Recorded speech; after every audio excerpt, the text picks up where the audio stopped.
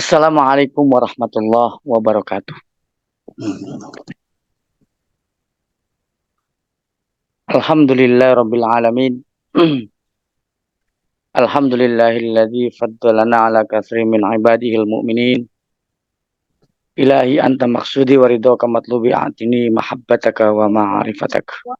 Udah dibuka, tinggal Atini ditarik aja. maka abada. Tarik, tarik. Allahumma salli ala nabiyil hashimi Muhammad wa ala alihi wa sallim taslima.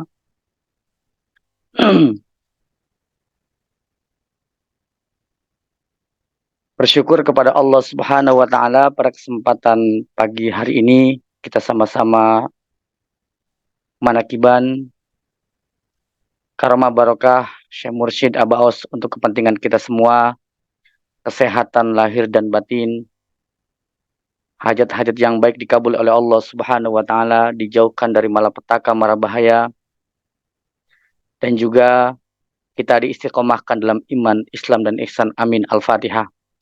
A'udzubillahi minasyaitonirrajim. Bismillahirrahmanirrahim. Alhamdulillah rabbil alamin. Arrahmanirrahim. Maliki yaumiddin.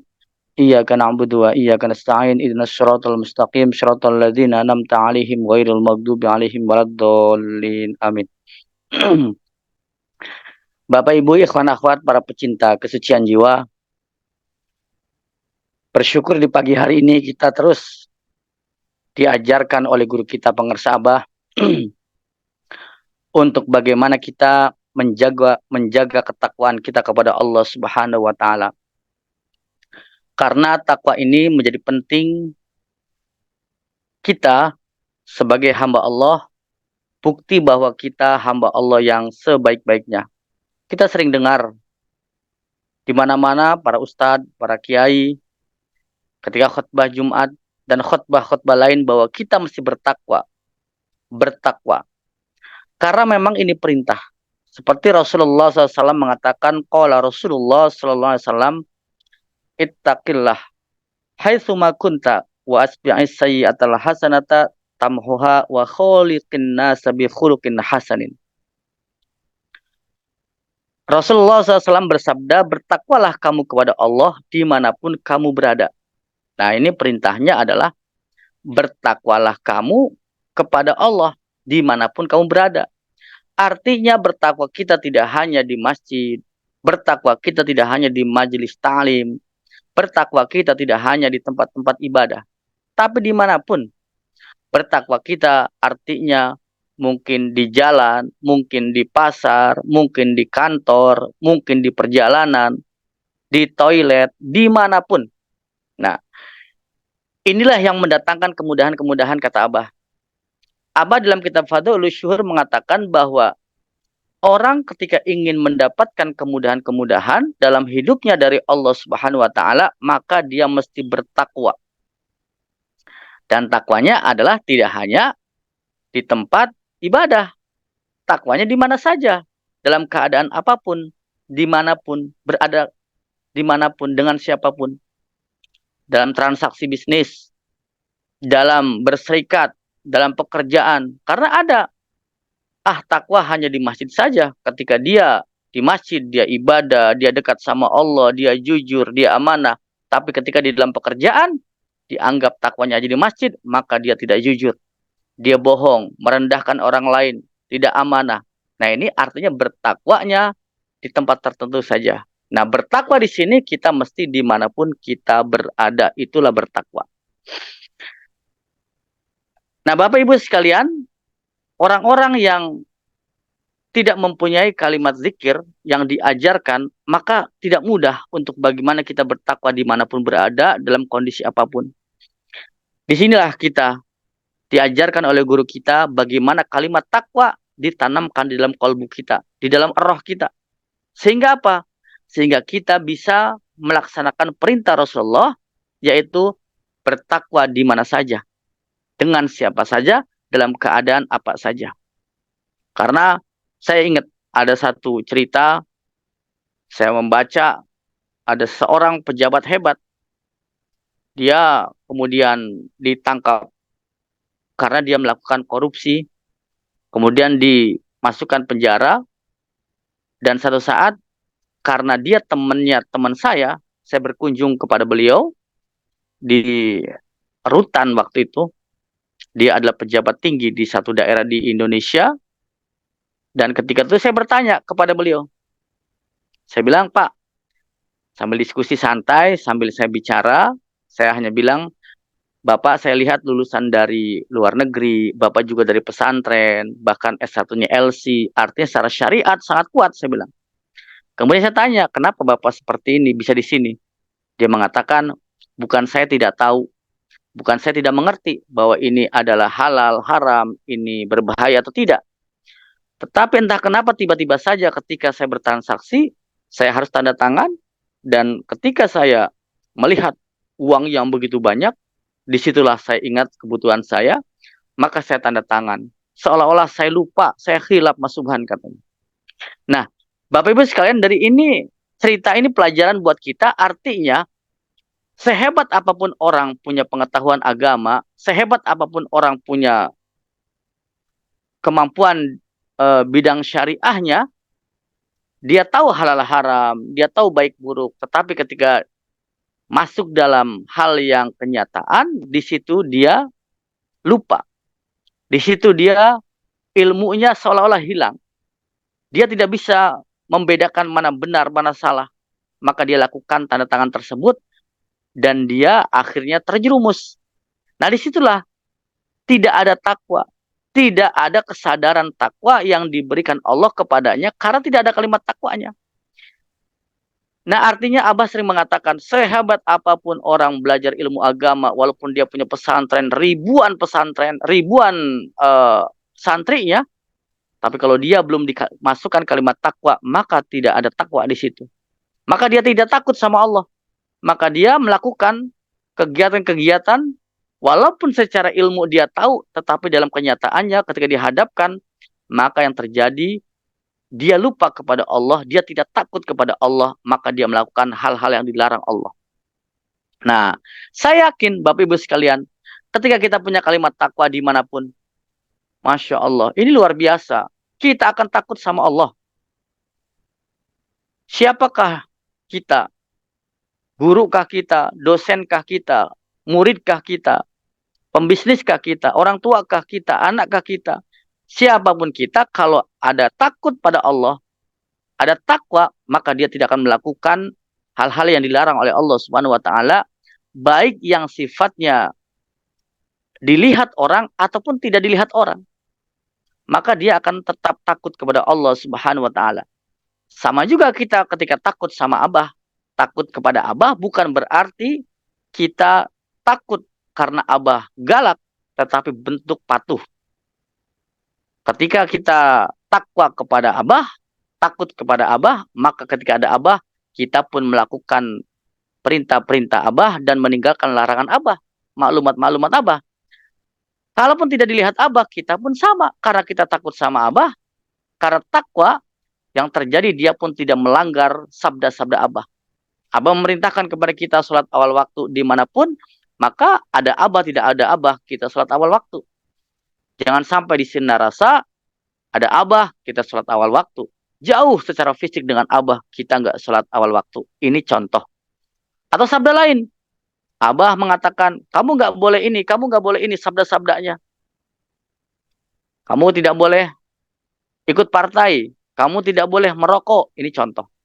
Sabda Abah kita tahu sama-sama.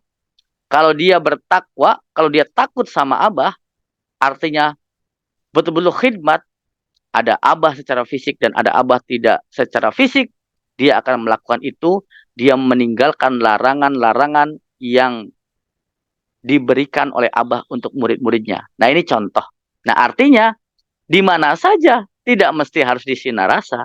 Nah, maka disinilah murid yang baik, siapapun dia, adalah murid yang patuh kepada perintah Abah dan apa yang Abah larang. Itu murid yang baik tanpa terkecuali, siapapun dia. Nah, ini sabda Abah. Jadi bertakwa itu ittaqillah haitsu ma kunta wa atbi sayyi'atul hasanah tabhuha wa khuliqin nas bi khuluqin hasanin. Bertakwalah kamu kepada Allah dimanapun kamu berada. Kita bersyukur, kita punya zikir khaufi, kita punya zikir zahar, kita bisa bertakwa dimanapun. Dan kata Nabi, dan iringilah kejelekan dengan kebaikan, sehingga kebaikan itu akan menghapuskannya. Dan berinteraksilah dengan manusia dengan etika yang baik. Nah, artinya di sini, kita dalam keadaan jelek, kita dalam keburukan, jangan sampai kita tidak bertakwa. Iringi dengan kebaikan-kebaikan. Ada orang datang, bicara, diajak ke Abah, yuk kita ke Abah silaturahim. Dia bilang, Mas Suhan, mohon maaf, saya belum berani ke Abah. Kenapa? Saya banyak dosa, saya lagi sedang banyak meninggalkan zikir, saya banyak meninggalkan sholat. Justru kita dalam keadaan kurang zikir, kita lagi tidak bagus, maka kita iringi kejelekan kita dengan kebaikan-kebaikan datang kepada pengeras Abah. Nah, ini contoh. Karena kita sering dengar di pergaulan kita, saya lagi jauh dari Allah, malas sholat. Saya lagi jarang sholat, malas datang ke manakib. Sering ada bahasa-bahasa seperti itu. Jadi menganggap bahwa dirinya sedang banyak berbuat kejelekan, sehingga tidak mau berbuat kebaikan. Yang terjadi apa? Justru lebih bahaya. Mestinya kejelekan kita, itu kita iringi dengan kebaikan-kebaikan. Jadi, seperti saya diajarkan oleh Profesor Priyato tentang LOSA, Law of Spiritual Attraction, gitu ya. Hukum tarik-menarik spiritual.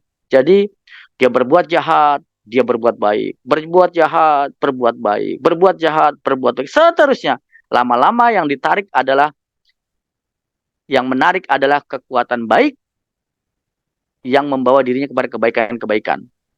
Dia nakal sama orang, dia sholat. Dia nakal sama orang, dia sholat. Dia nakal sama orang, dia sholat. Lama-lama sholatnya yang menarik dia menjadi orang baik.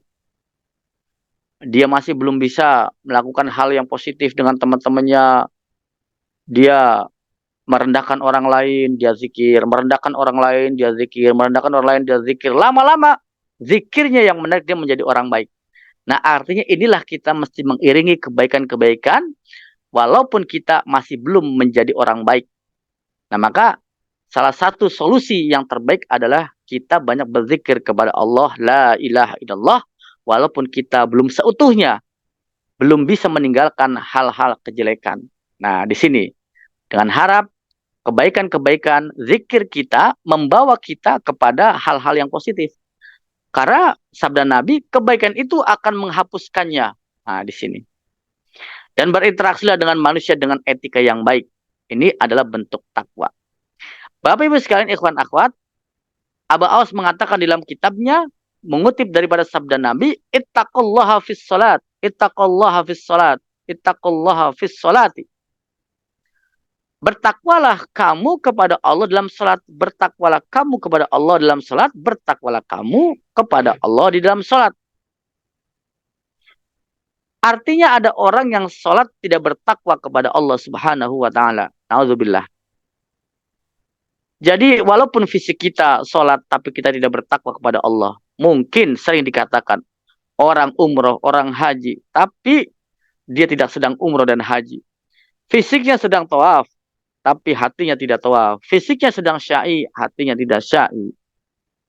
Ini bisa kita kembangkan. Jangan sampai kita beribadah kepada Allah hanya ritual saja secara fisik, tapi tidak bertakwa kepada Allah. Nah, di sini kita diingatkan oleh Abah bahwa kita mesti bertakwa dengan sabda Nabi di dalam salat kita. Nah, Abah memberikan zikir kita, zikir gitu. Malah Abah mengatakan, kalau kita bisa khusyuk di luar salat, pasti khusyuk di dalam salat. Apa itu? Ya zikir. Zikir khafi yang ditanamkan kepada kita semua, inilah bagaimana kita menjadikan kita bertakwa kepada Allah di dalam salat kita. Jadi Bapak Ibu sekalian, Masya Allah. Dari keterangan-keterangan tadi, dari sabda Nabi, Abah memberikan solusi kepada kita semua untuk bisa menjadikan bertakwa dimanapun berada. Dan ternyata banyak sekali di lingkungan kita, kalau kita lihat, atau kita sebelum belajar zikir, belum belajar talqin, takwa kita hanya di tempat-tempat baik, ketemu orang soleh, kita takwa hanya di masjid, tetapi tidak berada di luar. Demikian juga sholat. Kita berpikir seolah-olah dulu, ketika orang sudah sholat, ternyata sudah bertakwa, ternyata belum. Orang yang sholat pun belum bertakwa, kalau di hatinya belum ingat kepada Allah Subhanahu wa Ta'ala. Nah, Bapak Ibu sekalian, di dalam kitab Fadhilus Syuhur ini dikatakan bahwa orang-orang yang banyak Orang-orang yang menjaga takwanya ini adalah orang yang masuk syarat dia mendapatkan kemudahan oleh Allah Subhanahu wa taala. Yusrullah. Nah, jadi kalau kita katakan bagaimana cara mendapatkan kemudahan dari Allah dalam hidup kita? Caranya adalah bertakwa kepada Allah Subhanahu wa taala dimanapun kita berada. Saya yakin setiap semua orang apapun itu pasti punya kesulitan-kesulitan, punya ujian-ujian. Mahasiswa punya kesulitan sesuai konteksnya, dosen punya ujian sesuai konteksnya. Seorang ibu, seorang anak, bapak, seorang pembisnis, seorang pengusaha, seorang pejabat, seorang karyawan, siapapun dia. Orang kaya, orang miskin, siapapun dia, laki-laki, perempuan, siapapun dia, kiai atau bukan kiai, semuanya punya kesulitan-kesulitan sebagai ujian dari Allah Subhanahu wa taala, dan semua tujuannya satu adalah mendapatkan kemudahan-kemudahan. Dari siapa lagi kalau kita sebagai hamba Allah tidak meminta kemudahan dari Allah Subhanahu wa taala. Nah, cara syarat untuk mendatangkan kemudahan dari Allah Subhanahu wa taala yaitu adalah bertakwa kepada Allah Subhanahu wa taala. Jadi, Bapak Ibu sekalian, ikhwan akhwat, intinya adalah kalau kita ingin mendapat kemudahan-kemudahan dari Allah, ini motivasi buat saya dan kita semua, maka kita banyak bertakwa kepada Allah Subhanahu wa taala. Cara bertakwa adalah berzikir kepada Allah. Bisa kita simpulkan, cara mendatangkan kemudahan dari Allah adalah dengan kita memperbanyak zikir kepada Allah Subhanahu wa taala. Kalau kita hari ini merasa ada kesulitan-kesulitan yang kayaknya tidak mudah, mungkin kita jauh dari Allah. Jauh dari zikir kepada Allah Subhanahu wa taala. Karena Allah punya segalanya, Allah yang punya semuanya, Allah yang punya kita semua. Maka Allah berhak memberikan kemudahan-kemudahan. Banyak sekali contoh-contoh orang-orang yang dekat sama Allah. Dari zaman Rasulullah sampai hari ini. Guru-guru kita semua. Itu mendapatkan banyak kesulitan, tantangan-tantangan, ujian-ujian. Dari guru-guru silsilah. Abah Anom, Abah Aos, Abah Sepuh.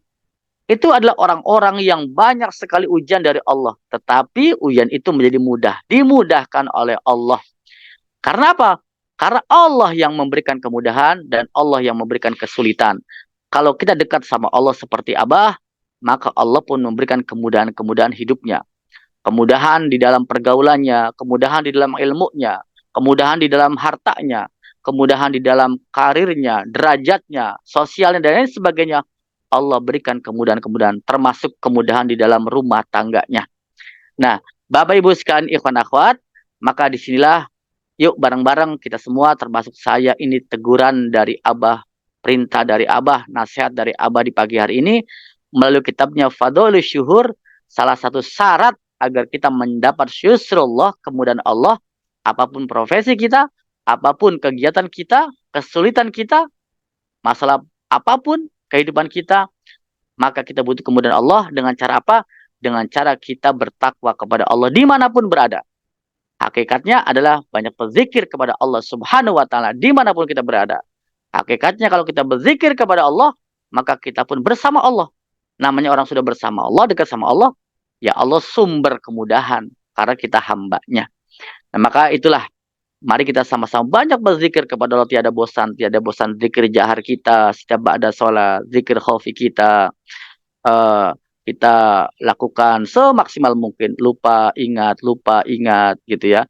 Ingat, lupa lagi, tawadur gitu ya. Seperti saya barusan, tiba-tiba enak sekali mendengarkan Ustadz Suyatno sampai tawadur gitu ya. Nah, ini kita adalah murid, tidak apa-apa. Kita punya perjuangan, dan kita berharap kepada Allah Subhanahu wa taala mendapatkan kemudahan-kemudahan dalam hidup kita, kemudahan terutama dalam iman, Islam, ihsan kita. Amin ya Allah ya Rabbal alamin. Karomah barokah abawas untuk kepentingan kita semua, ikhwan akhwat, pecinta Allah, pecinta Rasulullah, pecinta Abah, pecinta Manakwan Online Internasional, untuk keluarga kita semua kebahagiaan, kemudahan. Amin. Al-Fatihah. A'udzubillahi minasyaitonirrajim. Bismillahirrahmanirrahim.